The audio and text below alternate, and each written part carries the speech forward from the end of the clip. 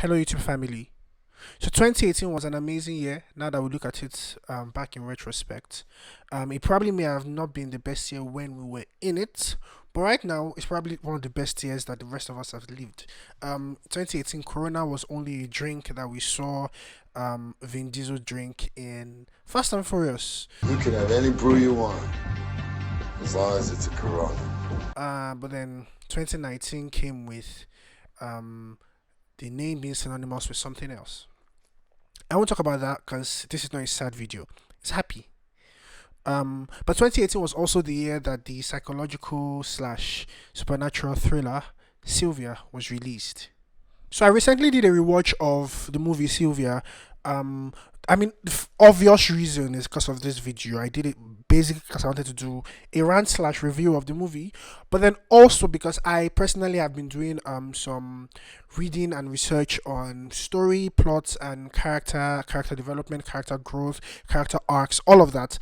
For a script I'm supposed to be writing at the moment, but vibes. And then I decided to go check one of the movies that I had watched before, like that I really loved, and I was like, this is the best thing I've seen in my life. To use this new knowledge that I have to, gauge it and see if it was really as good as I thought it was, or yeah, that kind of thing. And so I decided to rewatch Sylvia. Spoiler alert for whoever is going to be watching this video and thinks somehow that I'm going to do a review slash rant of a film that I have seen without giving spoilers. However, if you're one of those people, those very, I want to say amazing people, but then I'm going to say weird. And then if you guys get upset, I don't know, you can't do anything to me. You don't even know where I live.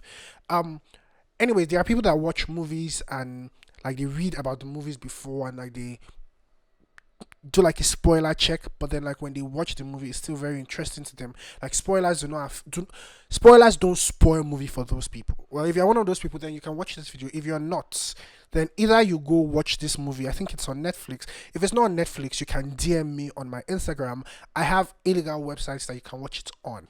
Okay, guys. Now that the other guys that have not seen this film, those very weird guys, because the movie came out in 2018, you should have seen it, but now that they have left here, let's start talking about this movie. So the big question I had in my mind before doing this video was, is Sylvia mid? Now that I think of it, that's probably going to be the title of this video. And the reason is, so I did like, I don't say I overdid, but I kind of overdid. I did like a lot of research on the movie, and this was what prompted it, right? So I was like, okay, like I explained already, oh, I want to go watch a movie I'd seen before. And in my head, IMDB rating for Sylvia should be 7 at least. It's 4.8. And then I went full on geek mode, and then I decided to do this. Spoiler alert also for people that do not like math. So if you don't like math, you can skip for like the next 1 minute of this video, right? Now that those guys are gone, now that the remaining 2 people are watching this video, let's talk about it, right? The IMDb rating of any film is gotten by aggregating individual votes of registered users on IMDb. Basically, that means that anyone that has an IMDb account can say this movie is a 1 or a 10. Now, the IMDb rating is the weighted mean of this given data set. However, since the mean of any given data set is affected heavily by its outliers, and since I saw this particular data set, I could see that it had extreme outliers with 1s and 10s having about 36% of all the votes. I decided to calculate the trimmed mean. Since trimming the mean of any data set reduces errors, no need to explain what trimmed mean is. Since you're watching this part of the video, you probably already know what that is. Anyways, I decided to calculate the 10% trimmed mean and the 15% trimmed mean, but no matter what I did, the value did not go above 5. So basically the film is mid. Sylvia is the story of a man, honestly a very trash one, who at a young age starts dating this very spiritual girl. Now, not spiritual because like she worships God, but spiritual because she's an actual spirit. She helps him with his assignments, make sure he doesn't wet the bed, because we all know that's the worst that can happen to anybody in secondary school. And she helps him with general life stuff. She's an actual real catch. She's the probably best thing that could have happened to this guy. Anyways, he finds this other babe who is not spiritual because, well, she's a real life human being. And then he tells Sylvia it go be, because apparently spiritual baby is not real and Mr. Richard likes to keep things on the rails. Sylvia spends the rest of this movie proving to this guy that hell hath no fury like a woman scorned. Sorry, like a woman scorned. I also like to point out that a lot of the very terrible reviews of the movie that I saw were non-Nigerian reviews, and I think that boils down to the cultural and contextual differences that we have. So there are things that make sense to Nigerians that just don't make sense to other people. However, I also saw some very nice reviews from non-Nigerians. I think she was from the Philippines, and she absolutely loved the movie and compared it to another Filipino movie she had seen. There's only one review on Rotten Tomatoes, and the guy that reviewed the movie said it's unwatchable. I mean, the guy should just calm down. I mean, whether or not you think the movie is bad, it's not unwatchable, right? So in case you've not seen the movie, you can see it. It's the guy is just exact. He should drink water. Cause I'm going to try to the best of my knowledge to outline what I think the pros and the cons of the movie are, and whether or not this movie is like IMDB and every other person says a very average mid movie.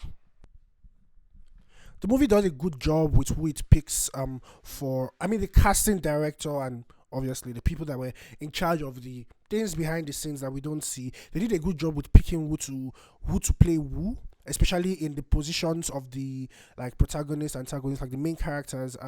Zeno Balogun, she completely ate up the role of Sylvia, and I know we say that a lot when someone you like does a role. You're like, oh, she ate up the role, she ate up the role. But I think you cannot think of Sylvia without that image of Zeno Balogun as Sylvia, and I think that means she really embodied the character. Chris Ato also did a good job. Ini did a good job. I think generally the acting and the casting choices was top notch.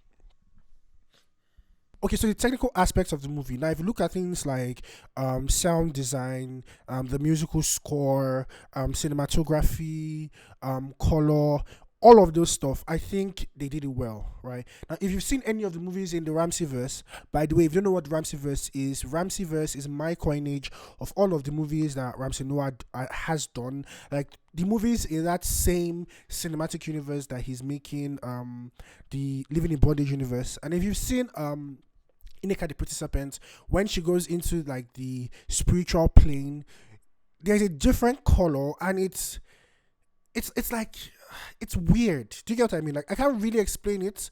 And then this is not a video about the Ramseyverse. I'm working on the video for that, so that comes out later.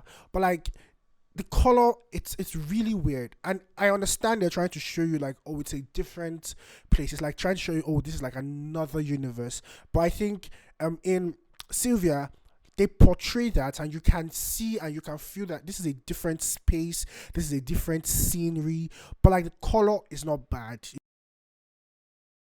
So the casting choices and the guys that did the non-lead roles in the film were very poor. Thank you, Sylvia. Sometimes I wonder what I'll do without you. You're welcome. No big deal. It's like when you're making a burger and you have like perfect ham, but you have 4-day-old bread. Exactly. It's like those guys really made the casting for the film feel bad because of how bad they were, like 4-day-old stale bread. There was this woman, she plays Adaku in Jennifer's Diary. She had this accent thing in the film. First of all, our whole character was very unnecessary to the whole plot, but then she had this thing in the film, and then the accent just made her character very frustrating. Your insouciance, young lady, may have just cost No Box Incorporated one of his biggest clients. Richard's boss also had this accent thing. He also was very poor. And then there was this other guy that was supposed to be like, I can't really remember the scene, but if I do, I will link it in this video, obviously. But then, did you only look at the files, or were you able to look at the email presentation? Well, seeing the presentation and the files, Mr. Okeze, whatever elegance may be in the campaign you came up with is a little too understated. His delivery of his lines were very poor, and generally, like I said, they kind of toned down the whole quality of acting on the film. Plot holes. So I loved the story. I think the story is very. It's not like it's original. Like we've never had a story like that before. But I don't think we've seen it in big screen, Nigerian big screen, at this, like done like this, where it's not really a horror film, and it's not like the film is trying to be like there's a pastor somewhere that's trying to cast out, this demonic wife. It was playing along of mental health and like those kind of things, and it's like we've not seen it done like this. So the story was very nice, but however, I think there were a lot of plot holes in it. There were plot holes with the flower stuff, the hibiscus flower stuff. Apparently, it was tethering him to her world, and when he put it under his flower, he kind of tethered her to his world, but then it wasn't really established in the film, and it just felt like, yes, we kind of understand the flower, that the flower helps, but how? There's this scene where Sylvia comes to Richard and she tries to kiss him, and he's like, oh, I can't, blah blah blah. Listen to me. The last time, it was an accident. If you've seen this movie, I don't know if there's like another version of this film that is plus 18 or something, but then there was no last time, right? So they obviously had cut something out of it in post, and I'm still trying to wrap my head around why they cut it.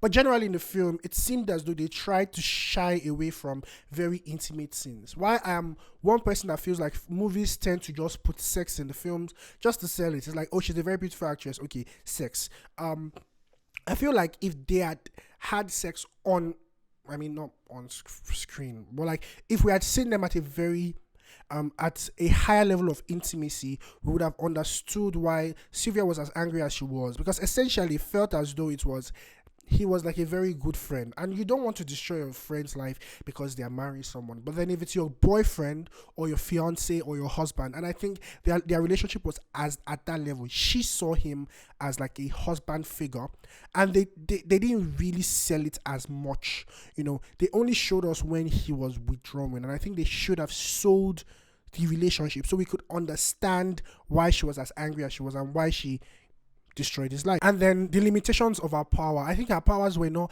expressly, told to us in black and white, and our powers were it was like this vague gray area in the movie. So we didn't really know what she was capable of doing.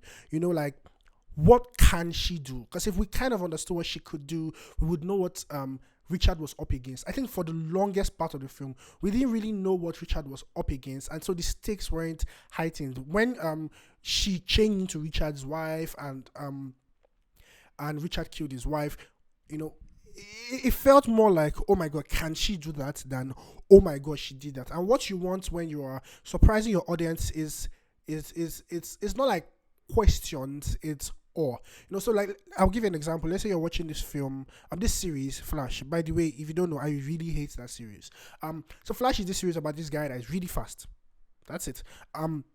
He has the ability to phase through walls, And so let's say you're watching and then technically you can use that knowledge of know if he can phase through something. Let's say he can phase through a human being, or he can kill a human being using that power, whatever. Now let's say you're watching an episode and I think it happened, and then you see somebody really fast, and then he phases through someone's heart and kills the person.